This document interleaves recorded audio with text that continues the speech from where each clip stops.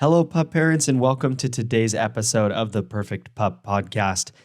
In this one, I'm going to give you 5 ways to be a responsible dog parent and a good citizen. It's just good reminders that, we are living with our dogs in a world and a society where there are lots of other people, other dogs, things that we need to respect and be aware of.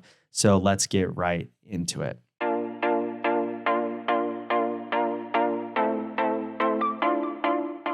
First off, I'm going to say no one's perfect. No pup parent is perfect. No dog is perfect.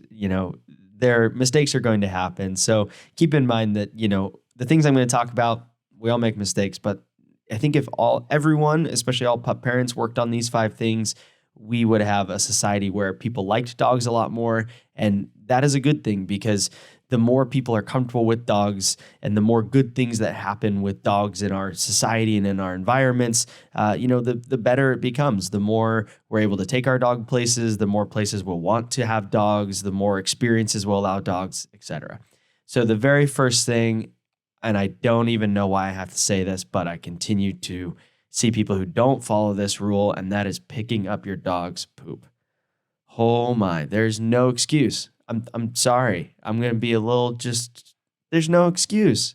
Pick up your dog's poop. Bring poop bags and pick up your dog's poop. It's so gross when people don't pick up their dog's poop. It's so annoying. It makes people who already don't like dogs even less and try to advocate for not allowing them into parks, not allowing them on certain trails, etc. So pick up your dog's poop every time, period. The second thing is to stay up to date on your dog's health.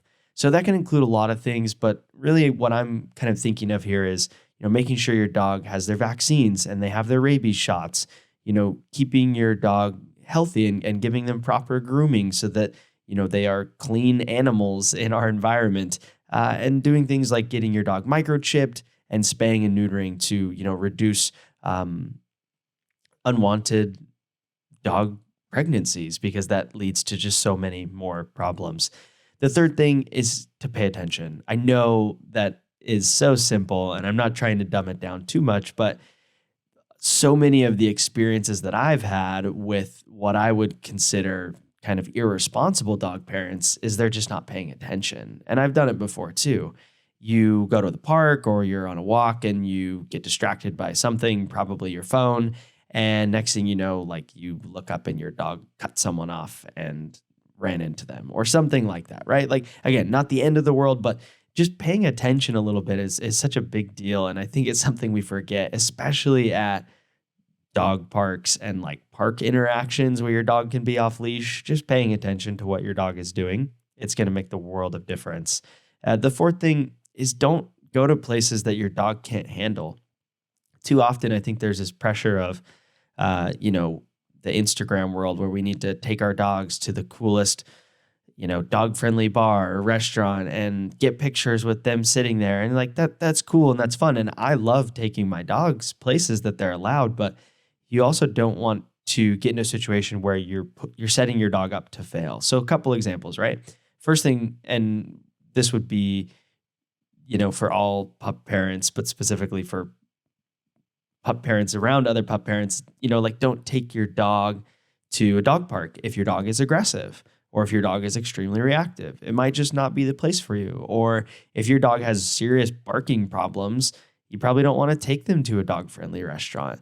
Just because, again, it comes down to being a good citizen and respecting the people around us and respecting other people's decisions. And, in a situation where you take your dog to a restaurant and it's constantly barking and it won't stop and it's causing issues, that's where you get people complaining to the restaurant.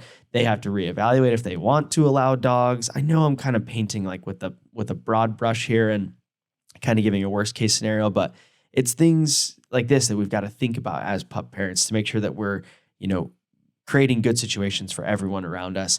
And the last point here on how to be a responsible dog parent is to recognize that not everyone likes dogs.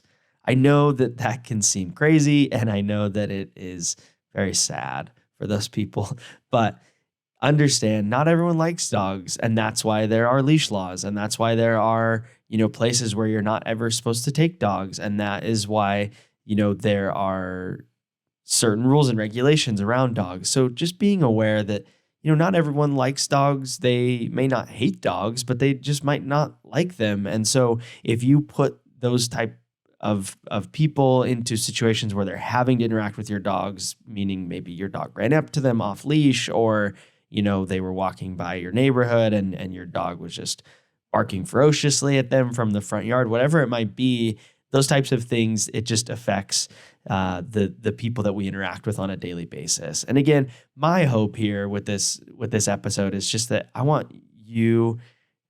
think it's important for us as pup parents, dog lovers, to understand that, we are oftentimes putting our dogs into situations around other people who may not be comfortable with dogs. Maybe they had bad experiences with dogs, and just being cognizant of that. Because I think the more that we do as pup parents to try and be responsible and do the things that we're supposed to, the better it comes as a society, where more people are going to be okay with dogs coming to places, or having dog-friendly places, or having more dog parks, etc. Like all those things, it all just makes a difference.